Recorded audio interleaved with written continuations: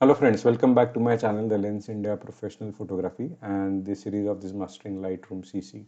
So by now we have already covered all the tabs of the develop module, and now probably everybody might be eager to understand how do we export these images to our hard drive. So before I show this process of exporting the images to the hard drive, so there is one more step which I would like to explain in this particular video, that is about adding the watermark to our images. So adding watermark to our images basically is nothing but we are trying to protect our images being used on the different platforms where we don't want our images to be used by any other person. So that is the first objective. And secondly, when we are want to post these images on the social media platforms like Instagram, Facebook, or any other social media platforms, or maybe our own websites. So this is the objective why we need to add our watermarks on our images. So let us try to quickly understand what are the methods what we can follow when we are using Lightroom. So if you are using the PC, then you have, or that is the Windows, you have the edit menu, and under edit menu you can see the last option is edit watermarks. If you are using Mac, then instead of this edit, this will appear on the right hand side, extremely left hand side corner. You will have a tab called as Lightroom, and under that Lightroom tab, you can see the edit watermark option. So let's try to understand the various methods or of adding watermarks to our images. So once we click this, you will see that there are two types based on which we can add watermarks to our images. So one is the simple text and the other is the graphics. So let's try to understand the first method, that is the adding our watermark in the text form. So on the left hand side panel, you will see that we have a preview and we have the field where you can enter our watermark. So now if you want to add the symbol of the copyright first, that is when you are using Windows, you need to press Alt, and on the numeric key you need to go and key in 0169 and you will see this symbol. And if you are using Mac, you can press Alt plus G. So this is how the copyright symbol will come into the field where we want to enter this symbol. And then you can add or customize based on your requirement. For example, Kiran Joshi, and below that if I want to add my website www.thelensindia.com. So this is how simply we can add the watermark in the text form. Then we have various text options where you can see different fonts are available. We can select the font based on our liking, and followed by the fonts we have different styles what we have. So we have four distinct styles what we can use. So this is the regular what is by default selected. If I selected bold, italic, and then bold italic. So based on your liking we can select this style also. Now the next option what is available is how to align these watermarks. So we have three different types of alignment: left aligned, center aligned, and right aligned. So again, based on individual choice, we can do this alignment.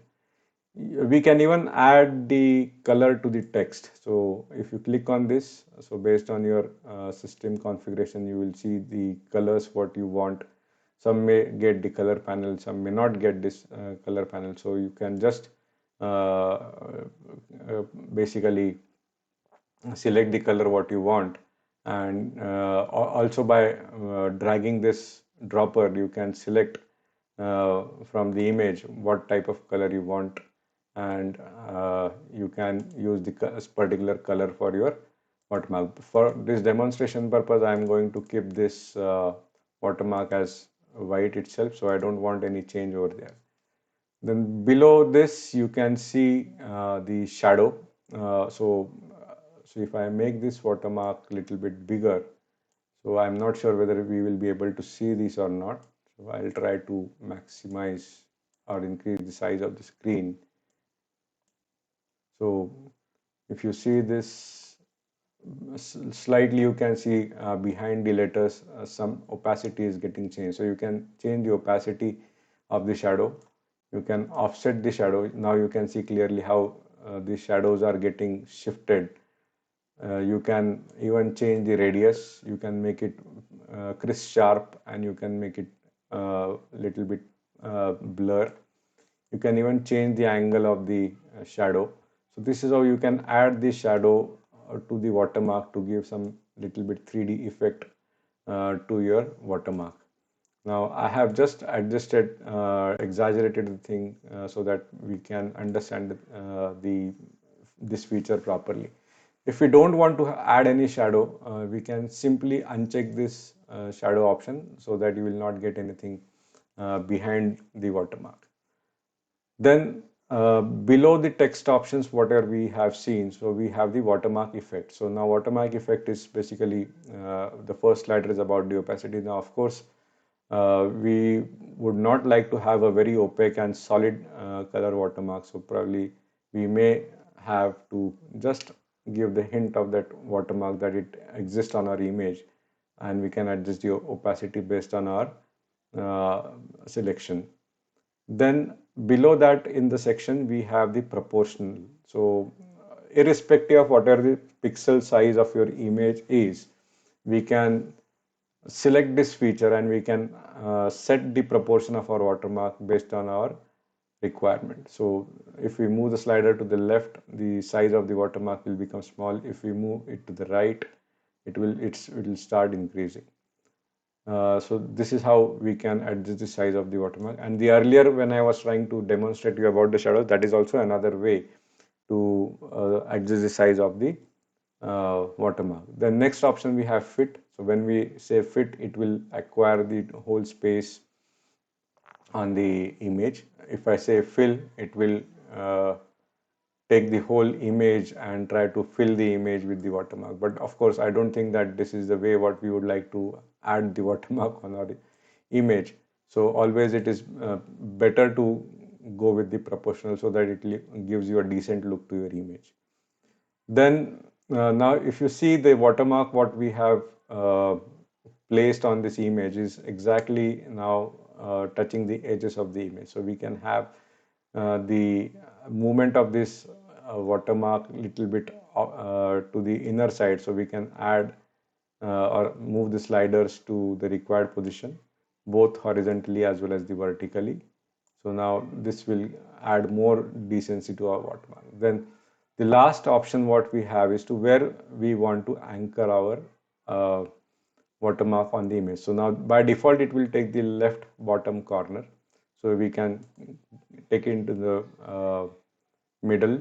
We can take it to the right bottom. We can take it to the middle, right, center, exactly, left, middle, left top corner, above center, and then the right corner of the image. So depending on your liking, you can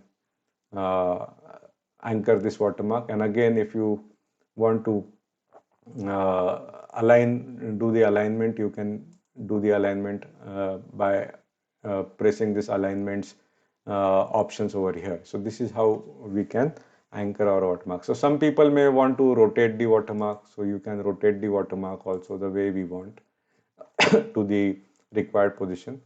And once this is done, so you can save this. And if you want to use this as a watermark again and again, what we have the option is, if you go on the left hand corner, you will see that there is a customs drop down available. So here you can select create this as a new preset. I'll write it as a KPJ demo 1.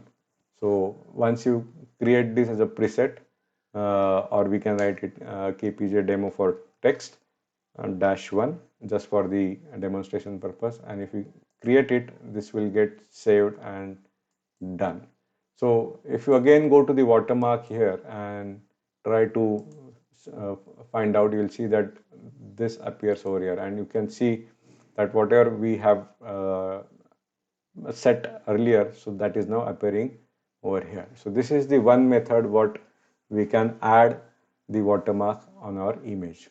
Now let's talk about how to create the graphics. Now definitely when we are saying about the graphics, so we can't create anything graphics in the Lightroom as such. So we may have to take help from other softwares like Photoshop or so to create a graphic watermark. So we have two options. One is either we can go and select the graphics and we can go to the source where we have stored our graphics, or the other is directly go to the image options and choose from where we want to pick up our watermark. So I'll just go to the source where I have stored my watermark. So this is one what I have selected, and I can add the watermark on the image just by selecting from the source file, and then maybe I can adjust the opacity the way I want. Again, the rest of the settings remains the same. So now if I feel that this is too uh, much entering into the image, I can adjust the positions like this, uh, wherever the watermarks is to be added. Again, yeah, I think 2 is fine. Then once that is done, again the anchoring remains the same. And for this also we can create a new preset, that is kpj underscore demo underscore graphic underscore one, and we can create the preset for this. Now you can even see this preset over here. So, and if you feel that this preset whatever has been created, so we can even delete those presets whenever we feel that they are no more required. So this is how the watermarks are being created. Now one more thing what we can, I just want to explain here is, now since we have taken these two images for demonstration purpose, and if we want that watermark to be applied for the images whatever we have, whether it is 2 or whether it is 4 or 400, whatever it may be. So we can select all the images. We can go to edit watermark, and if I select the required watermark whatever we are want to put it on our image, and you can see there are two arrows over here, so forward and reverse. So you can see that the watermark is getting added on the image irrespective whether that is the portrait image or the landscape format.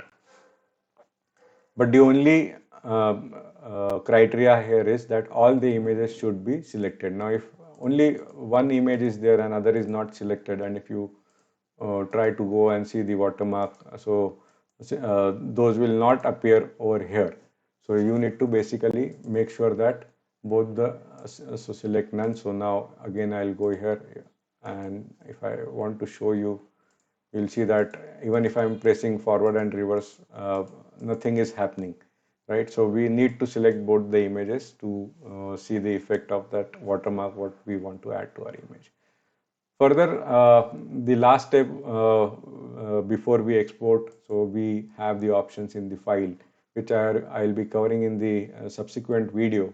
So while exporting, we may have to add these watermarks when in our image. So if you come to export, you'll see that there is a watermark tab over here. So if you enable this, and you can see the two demo versions what we have created just now. So just select the type of watermark whatever we want to have it, and while exporting, this watermark will start reflecting in our image. So just for demonstration purpose, if I want to showcase it to you, I'll just select it on the desktop. I'll just export it to the desktop. I will cover rest of the settings of the export in the future video, so don't worry about that. So just for demonstration, we will just see how the effect is being seen. So this is the image what we have exported, and you will see that the watermark has has been added on our image. So this is how the overall process of the watermark addition is being followed in the Lightroom. So I hope this was easy to understand, and if you still have any questions or doubt, please feel free to post it in the comment box. And if you have not subscribed the channel, I would like to request all the people who are watching this video to subscribe the channel and hit the bell icon, so that whenever the new video is uploaded, the notification will be given to you. So that's all for today, and thank you so much for watching this video. Bye for now.